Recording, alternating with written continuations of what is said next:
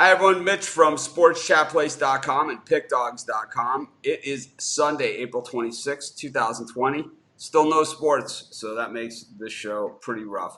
I thought that we had one of the best shows out there while there were picks going on. I have to say, we had the idea to stick with you guys the whole way, and we're still going to do that. But the show has kind of deteriorated, so we're going to change it up a little bit. And then once picks comes back, we'll go back to the show that you guys love, having us all on and going through the games and all of that kind of good stuff. But in the meantime, we're going to try some new things. I'll be moving into the new studio likely next week. So we'll be able to try some of that stuff. And then as some of the equipment arrives, thanks to Best Buy, who said it would be here by April 21st, and now they're saying May 1st, we'll be able to add some of those features. But, one of the things that I've talked about over the last couple of days that really is kind of sports related is, well, it's not kind of sports related, it is sports related, actually. And what that is the Miami Dolphins as an organization and how Miami Dolphin fans put up with stuff that the St. Louis Cardinal fans would never have to deal with.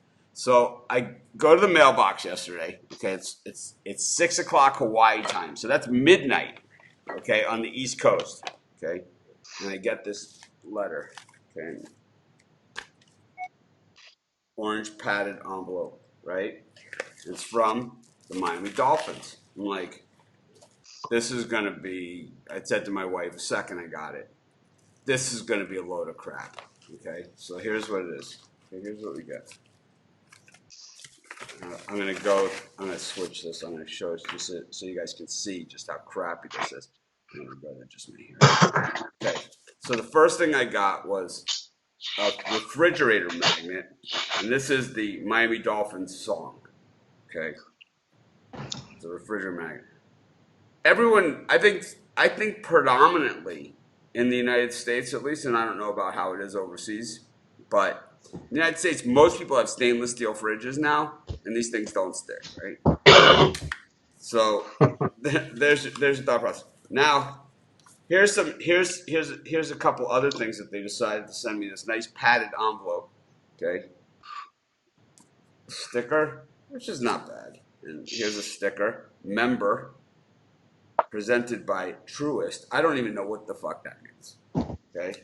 Then here's the old logo that we all like, right? That's the dolphin with the helmet, right? New logo, old logo. I mean, really, is this trying to tell us like how much we hate the new logo? Is this what they're trying to emphasize? Even the thing, like if you look at them next to each other, even the thing that surrounds the dolphin, the orange circle, is still better in the old logo. And now here's the kicker, okay? Here's the beauty of the whole thing.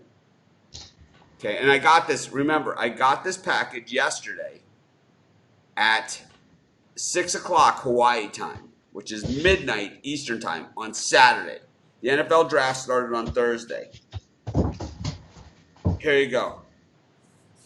You're invited to join the 2020 Dolphins virtual draft party presented by Bud Light Seltzer on Thursday, April 23rd at 7:30 p.m. in the official Miami Dolphins fan group on Facebook. It's like the freaking draft is over. What is this?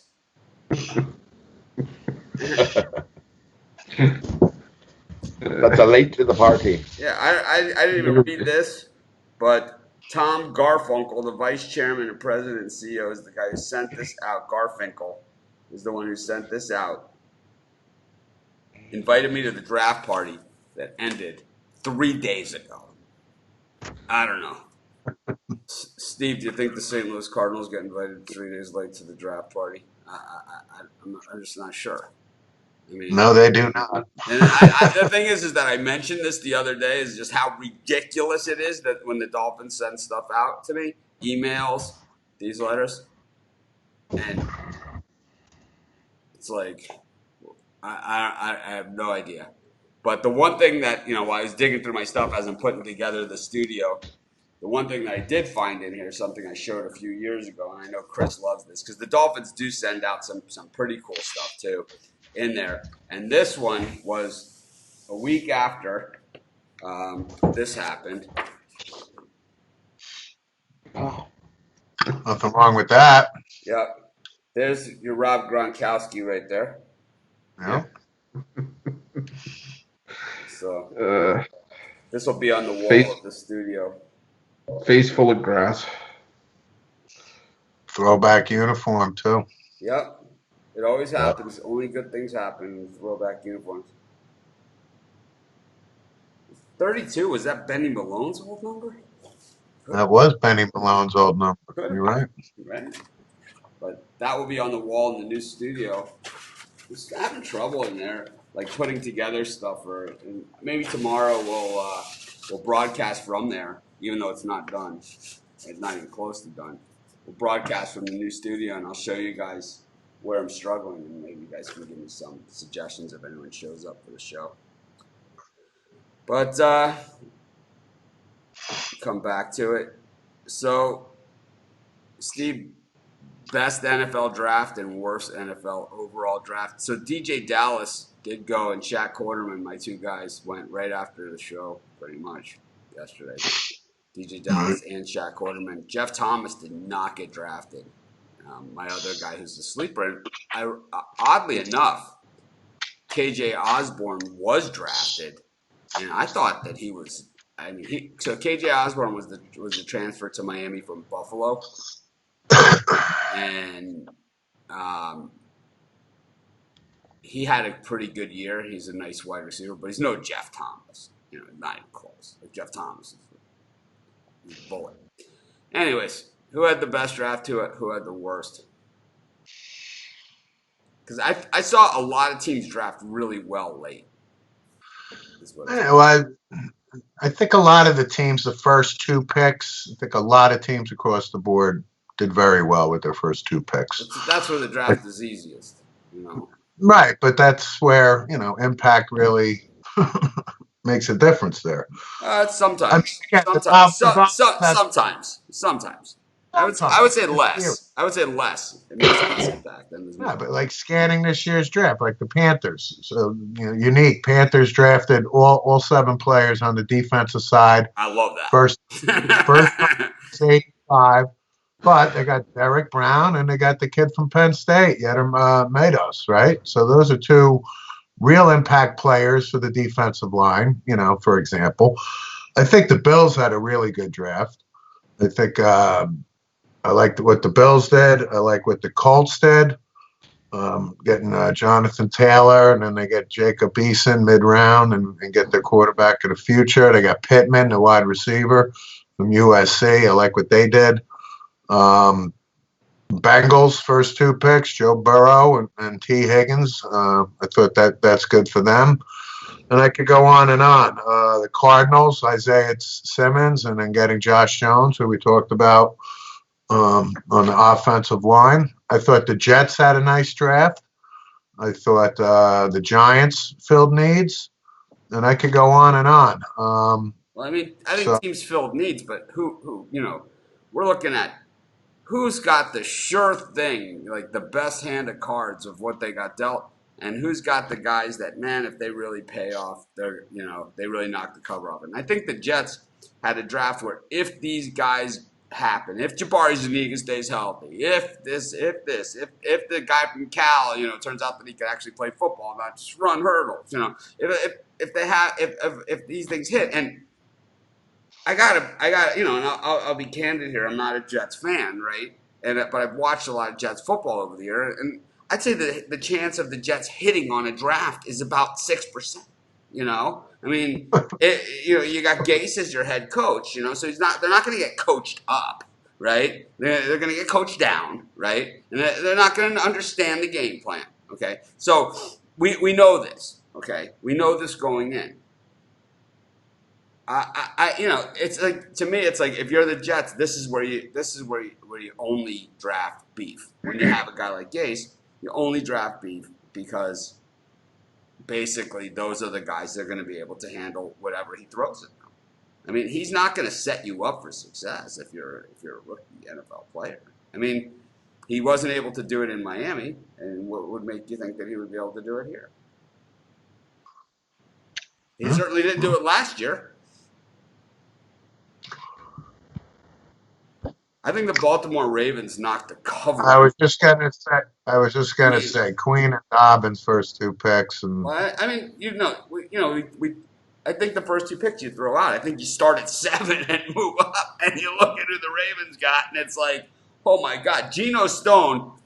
He could have gone in the first round, and it's like this guy is ridiculous. It's like Geno Stone from Iowa was easily one of the top safeties in this draft.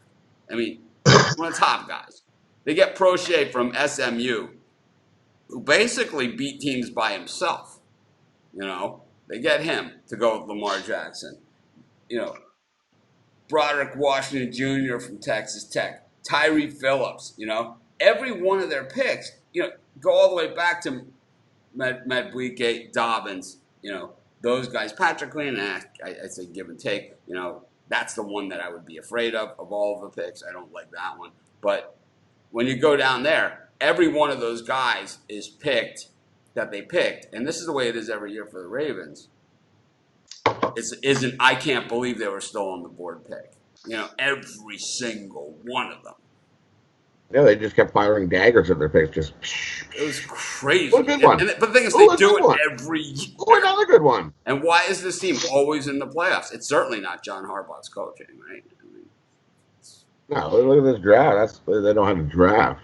They know how exactly. These guys have players, man, up and down the roster. This is how you win. Chris, I thought the New England Patriots tried to get a little cute with their draft. Tried to be like smarter than everybody else. Let's take the guys that no one was going to take anyway and see what happens, right? I mean, no one's going to take these guys anyway. We're going to hit some home runs with these guys, no doubt about it. But you got a kicker with that's white supremacist, and you got I mean, elect. all I'm going to say about this is if I had New England draft on a piece of paper and I had that red rubber fail stamp in my hand, I would have smashed it on the desk at that point. Well, we know Belichick's hit some home runs with these guys before, and we know that New England is certainly, they've developed talent, especially, of guys that no one ever heard of. But most of their guys that have been pretty good for their teams are the guys that you've heard of. It's like, I know they've drafted a lot of these guys you haven't heard of, but it's like, everyone knew who Teddy Bruschi was. It's not like, this guy was, all of a sudden, or, Randy Moss had a pretty good run when he was with the Patriots. And, even Tom Brady, everybody knew who he was. It was like he had started for Michigan. It's like, he was on Michigan for a while. He wasn't seen as like an all-time great Michigan quarterback or can't miss. And, if you look at, the big scenario, there's been a lot of Michigan quarterbacks that have been drafted a lot higher than him, including Jim Harbaugh. But, this draft, they didn't take a quarterback. Look, I was hopeful for maybe a Jordan Love in the first round. They passed on him, like, okay. And we were talking about, day 2, and I was like, okay, maybe they'll go after Easton or Fromm. Didn't get Easton. I'm like, okay, maybe Fromm. They get in the 5th round. I watch all the coverage, wait to the 5th round, and they take a kicker. Yeah, and I'm like, I don't like. Okay. What about the character here on this kicker? Yeah, this is the team that drafted Aaron Hernandez, right? So you would think that they would really have their stuff in order. Yeah, I mean, like I said, I left the draft. The tats, right? Aaron Hernandez had the gang tats, and the writing is on the arm, right? This is how this works. Two of the team's biggest needs were quarterback and wide receiver, and neither of them were addressed at all. Kicker make the team. I don't know. I wouldn't be surprised. Kasky he was released after 300 years as the kicker, so it's the guy has a white supremacist tattoo on his arm. Yeah. You can't take that back. You can cover it. You can have it changed. You don't get a second chance at that. Yeah, man. If he covers it before he's drafted and anything like that, before anyone says anything, he has it modified into a devil or something, right? Who knows? Right? Then it's going to be his old Twitter account, right? Is what's going to come up. That'll be the next for this guy, right? It's going to be tweets, and I mean, you're walking right down the same, four-part miniseries, is where you're going here, and that's where the Patriots don't want to be, right? They gave that guy how much was his contract? $80 million, something like that. Hernandez? Yeah, It was $40 million when he signed the extension. there. So just $40 million. I don't know how he could afford the gun. Anyways, With this rookie kicker, they're going to take hazing to a new level. Let me tell you something. I don't think this guy makes it to camp. If he does, he's not making it through camp. I don't think he makes it. I don't think he makes it out of camp. I don't think he makes it to camp. We'll see. I've been wrong before. I like the Dustin Woodard pick for the Pats. The last pick that they made, the center. I think he's the guy that ended up sticking. I really did not like the Justin Herron pick. I think he's the guy that does not make it. And I think Wake Forest. Wake was okay, but they kind of fell. They started really fast, but then they fell really fast. Rod, how about you? Who I know you didn't really 4 through 7. You were drafted out at that point. But who do you think? What team? How about like the Dolphins? How do you think the Dolphins did in this draft? I was a little disappointed that they wasted a pick on a long snapper there. I think it was. I understand the idea of a luxury pick, but I think when you have that many picks, I think you have to do a little better. But I do like that the Dolphins repeatedly went offensive and defensive line, and it's kind of like how do you not miss in the NFL draft? You just draft a ton of offensive and defensive linemen, and it's like someone's gonna stick. Some of those will stick. Yeah, exactly. Right. There are 7th-round picks that don't make it out of camp every year. I'd give them like a B minus, maybe a C. They could have done way better with all them draft picks that they did. Yeah, Pittman. They could have done better. I definitely agree. Yeah, Tua. I liked the pick, the first 4 picks. I think the Tua pick. I think I've come to terms with it, and I've kind of just said, well, you're not going to get Burrow, who's the best bet of these guys. You can't reach and take Fromm or Eason because you're kind of past that in the quarterback department in Miami, where you haven't had a quarterback in a long time, right? 25 years or something at this point. I saw Dan Marino throwing the ball to Peyton Manning on Peyton Manning's show that he does. So, man, it's been a long time since we've been good. It's just the Dolphins had to go quarterback there, and they had to go real quarterback and a real heavy hitter. So that's why they went there with Tua. It's like the whole thing is if they don't draft Tua and he ends up being the second coming of Namath, it's like, or Stabler or something. It's like then That was a great pick, but if he comes out and he gets first hit and he's out, yeah. Well, that's a risk that everybody takes. That's a risk that's part of football. We've seen the Boston Celtics in basketball signed Gordon Hayward, right? First game breaks his leg. It's like How many? This is sports, and it's like these are big guys with a lot of pressure doing things that their body isn't made to do. How many football players with a massive hip injury have made it to the Hall of Fame? The injury that Tua had isn't really a football injury, which made it really weird. You don't really see that. Dislocated hip? That can't be good. You don't see it, though. You don't see the dislocated hip. It's not really an injury that you see. You see the knee injuries. You're gonna feel that every time it rains. He's had surgery on both ankles already. Yeah. I think that was a bad pick. Well, we're gonna find out, and I'm gonna, as a Dolphin fan, I'm gonna rally behind him. I'm gonna be a fan, and You know, I'm trying to be optimistic, but I'm not I mean, optimistic. when you've gone through, Jay Fiedler and Brian Tannehill, and we had Ray Lucas, and we had Gus Farrat. Gus. Gus Farrat stop in Miami. I'm sure he did. Ryan Drake, and, the guy who's Chad Henne. I mean, Chad Henne also drafted way ahead of Tom Brady. Um, you know, it's it's tough not to be at least we took one. At least we did it. We didn't Jamar Fletcher out.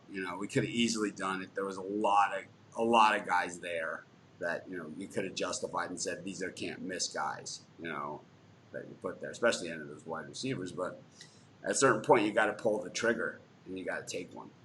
And at least they did it. But now they're locked in. You look at the quarterback pipeline the next few years. Trevor Lawrence next year, and but there'll be another guy. There'll be another couple guys. There always is. And we're gonna see who those guys are. I'm sure. I'm sure Texas Tech's gonna have a guy that can throw the ball around. Houston's gonna have a guy, and Oklahoma's got a guy, right? Oklahoma's guy's a freshman, so it might be a couple of years to see him out.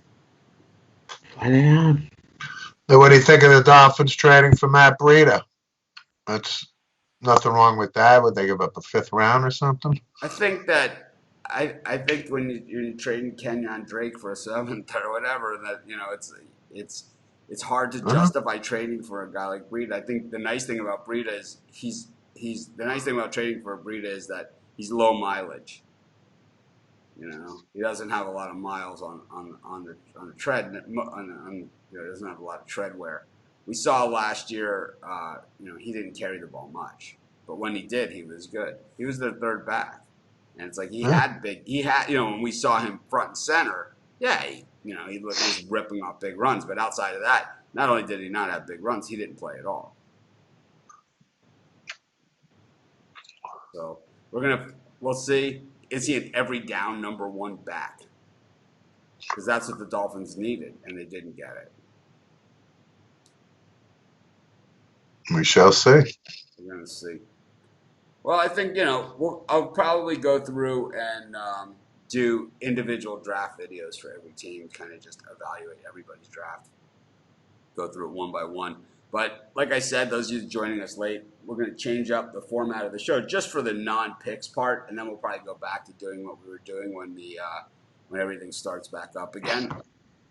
So it's just, I think that the show, when we had the pick show, we had the top show, and I just think that now the whole idea was to keep things going, and I think we keep things going maybe a little too far and a little too just disjointed just to have a show. So we're going to do it a little bit different. We're still going to do Monday with Mitch. And then following that on Tuesday, we're just going to reformat this show where basically each guy will have a segment. Everyone's going to have a segment. I'm going to stay with them. We'll have a segment. And, if we need to have 2 guys for the segment, we'll have 2, whatever. We'll figure it out. But we're going to do the show in segments. And then once the picks come back, we'll go back to the old format that was super successful. And then I also have a new show that I'll be doing in the afternoons when the games start again and stuff. So why not? We'll see how it goes. If we don't like it, we can always switch back. It's pretty easy. We don't have any too much invested in it. So I'll be out of the new studio within the next week or so. So I'm excited about it.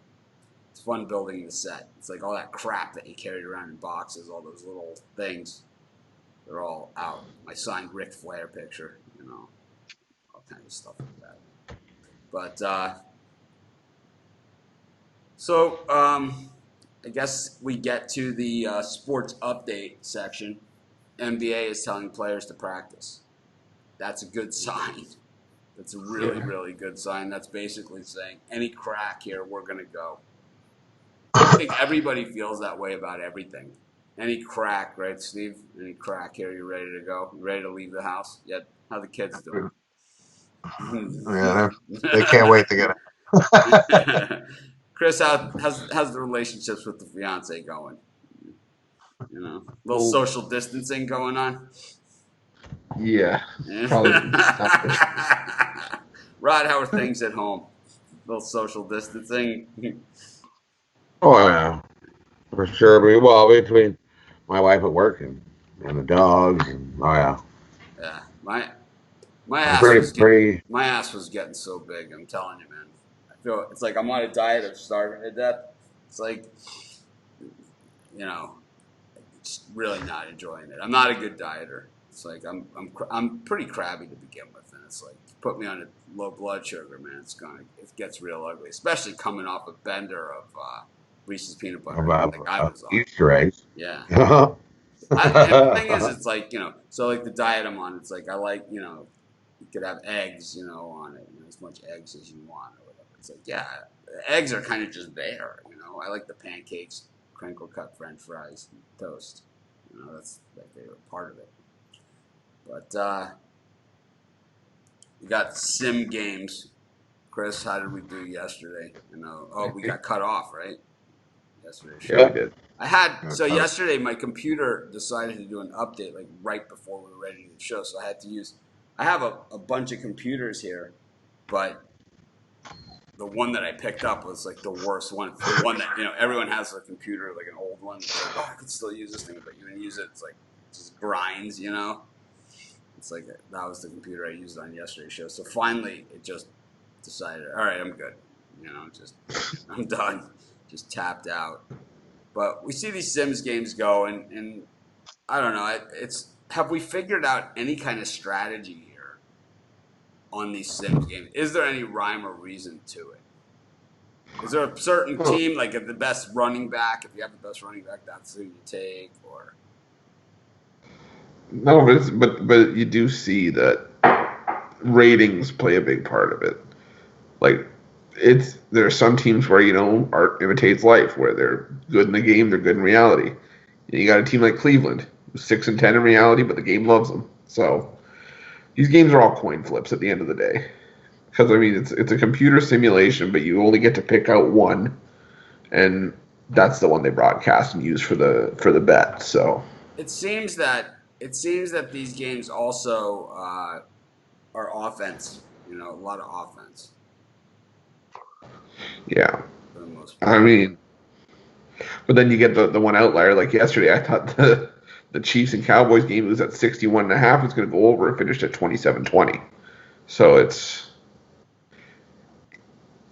still a simulation. You can still have a team like the Bengals that put up 10 points, despite it being a simulation game and you having 15-minute quarters.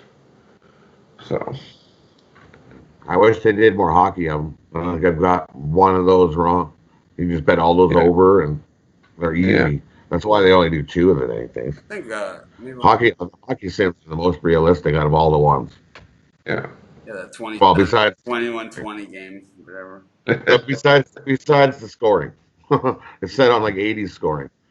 Well, now they've had to put a fine print on under the bet. It says sliders adjusted for realism. And it's just like That's still a lot of don't goals. adjust the sliders. They still Adjust get the line. You could. I know. I'm not in that business, but I'm in the internet business, and I can tell you can put it in bold print and make the part where you bet just a tiny little piece, and there will still be people that don't know what that means. We'll ask about it. Yeah, there are people that won't even read that little blurb. Got a question? Even if you make it big and bold and shiny, people aren't going to read. People just don't even read it. Anybody else shocked about Henry Ruggs being the first wide receiver drafted? No. We talked about it. Yeah. No. It was splitting hairs. The wide receiver thing. It's just no matter what type of receiver you wanted. The fastest one that is also has good hands is not a bad place to be. Yeah. I think it's a good pick. I think Waddle will be up there next year for Bama again. Right near the top. Bernard Gambrell wants to talk about yesterday's races. Huh? Chris, who won the Super Bowl 3 years ago, had the Patriots beat the Falcons. Good one. There's nothing fun about talking about yesterday. That's why we don't do recaps. Anyways, let's do these. Well, Tay Crowder, linebacker, Georgia, was crowned this year's Mr. Irrelevant. Giants drafted him, the last pick of the draft. But do you think that like Mr. Irrelevant has, it's not like it's 15-round drafts anymore, 16-round drafts, where Mr. Irrelevant really was Mr. Irrelevant. Now it's like, Randy Moss's son is getting picked up as a free agent. It's like, Yeah, that would never have happened, that's right. before. And that's my point I was leading to. Like, it's no longer Mr. Irrelevant to the point, like you said, where it was 14-round drafts and 15-round drafts, whatever it He was was. drafted, it was 252, right? Is the number that he was drafted? 252 or something, 255. Something like that. Yeah, 255 maybe. So it's like we said yesterday, you break down a college football team, even if you rounded way down and said there's 50, and then we know there's way more than that, Sure. and there's 90 on a roster. Yeah, but it's guys that are draft eligible, and all that stuff. 250, there's probably there's over 300 players invited to the combine, and we saw a bunch of non-combine players drafted too. So I don't know. I really think that we saw why the Giants are a crappy team. Why it's that's what we saw. It's like this is basically, we're gonna sink or swim with Daniel Jones, and it's like, you're gonna sink. Okay, you're gonna sink bad. You're going straight to the bottom. Is where you're going. It's like you drafted. You've had no luck with safeties in the past. Now let's take it. Their defensive backs in general. They haven't had a hell of a lot of luck with. Reaching on linemen. I don't know, man. I don't share the vision. Gettleman in his farewell tour. Anyways, I thought the Giants had one of the worst drafts, top to bottom. I think McKinney's going to be a player, but I would say the jury's out on their draft. Yeah, I mean, before we go to the sim picks, let's just go to this Giants draft that I'm bashing the living crap out of. I also hated the Cowboys draft, to be honest with you, but I think the Cowboys draft all the way to the first pick, was bad. And then you go, the one guy that they get, the center out of Wisconsin, is the one guy, is your can't miss, is your 5th round pick. That's always a problem. Let's see the Giants. I'm just trying to see if I can find them, because Kuiper doesn't even give them a reasonable grade, I don't think. Oh, there he is. He gives them a B. So they had a lot of picks.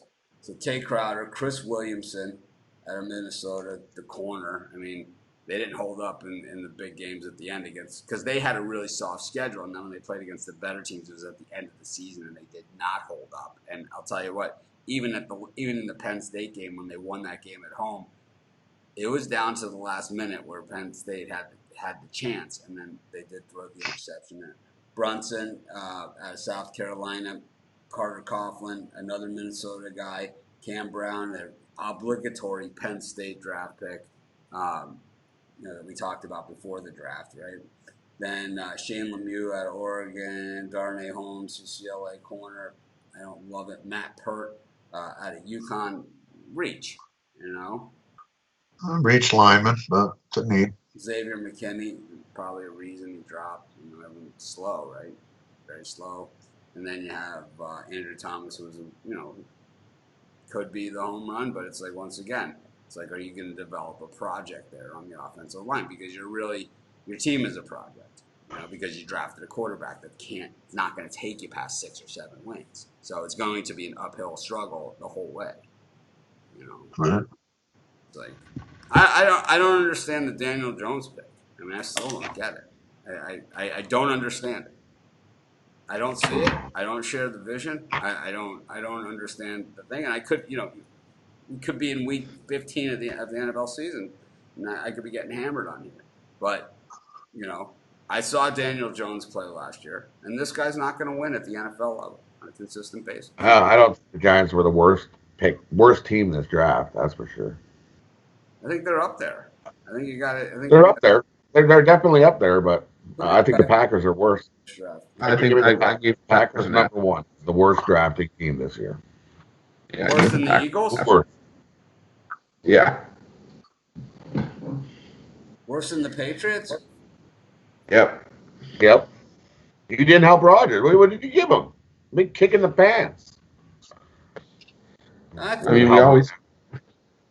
we were saying like the one thing that you need to give Aaron Rodgers so that you can sort of help him out as a receiver, and the only thing you do on offense really with your first couple picks is you take his successor for that offense, which probably won't see the field in 3 or 4 years at the earliest, depending on how many years he has left in the tank. You got AJ Dillon, who's probably still going to be a backup to Aaron Jones for the foreseeable future, and I mean maybe a 2-down back, could be a 3-down back if he really tried, but facing probably two down back, and all the other picks were used on non-receivers. I think they were defensive players even. And you want to say we'll help Aaron Rodgers. Like I said, that was the one thing that we probably needed help with the most was getting him a second receiver because Devontae Adams can't do it all on his own. Can't rely on Marcus Valdes-Scantling and whoever else was there. What about Daniel Jones? I mean, how shitty of a pick is that? Who do you like, Jacob Eason or Daniel Jones? Jacob Eason. Jake Fromm or Daniel Jones? Jake Fromm. Jordan Love or Daniel Jones? And then where do you pick, Justin Herbert or Daniel Jones? I mean, okay, at quarterback, Tristan Wirfs or Daniel Jones. But Daniel Jones was last year's draft. We're still talking this year's draft. Oh no, this one's gonna sit with me for a while. Oh, that's gonna sit for a while. We're talking ranking That's what of you this call draft. You draft Not Daniel deadline. Jones with 6 overall. That's what you call leave. That's gonna leave a mark. You know. We're going to hear about Daniel Jones for the next 10 years on every show in football Well, season. I think when it comes to Giants drafting quarterbacks, I think that and the Dave Brown pick, which somehow they get a pass on, right? Why doesn't anyone ever talk about the Dave Brown pick for the Giants? Well, except for me, right? I never let it go. It's at least Dave Brown. I mean, it's the same school, right? Same school. It's like your other. They wore the same number in college and everything. It's like, except at least Brown had Spurrier as his coach. It's like I don't even understand it. We've done so well with Duke quarterbacks. All right, let's get to the sim picks. So, like I said, we're gonna have a new format. I think we're gonna cover a little bit more horse racing too, at least for the short term. I'm gonna cover races too. Give out more picks, and I'm also gonna start the. I believe Charles has esports going with his spread knowledge. So I'll start doing the spread knowledge show again as well. Let's do it, Chris. Sim picks. All right, so at 1:00 Eastern, Bears at Bucks. Bears minus 4.5, over under 47. I like Tampa Bay here. Jameis Winston farewell tour. Amen.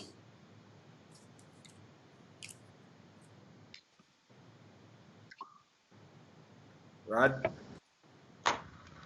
I'll take Tampa money line. Tampa.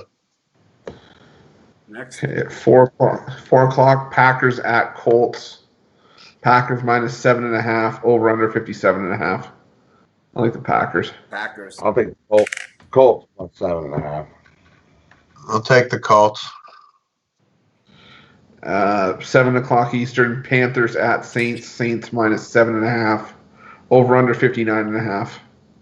Like New Orleans here. Saints for me. I guess Nolans. Christian McCaffrey's the best player in this whole thing. Well, Carolina has two guys that are 99 overall. They have Luke Kuechly and Christian McCaffrey. I'll take the Panthers plus 7.5. And the last one, Chiefs at Patriots. Chiefs minus 3, over under 61.5. The Giants are never in these games, are they? Chiefs at Patriots? Well, they are. They're 1-8. The Patriots sim seem to games. play the Chiefs. The Patriots and the Chiefs seem to play every day.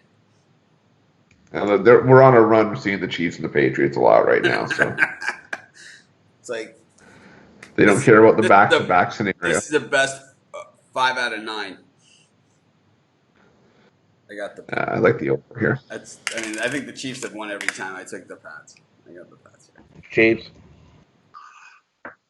I'll go Chiefs. I mean, they play. It's in light snow. Oh wait, no, it's in the light snow. It might snow. It's going to snow a little bit in Foxborough.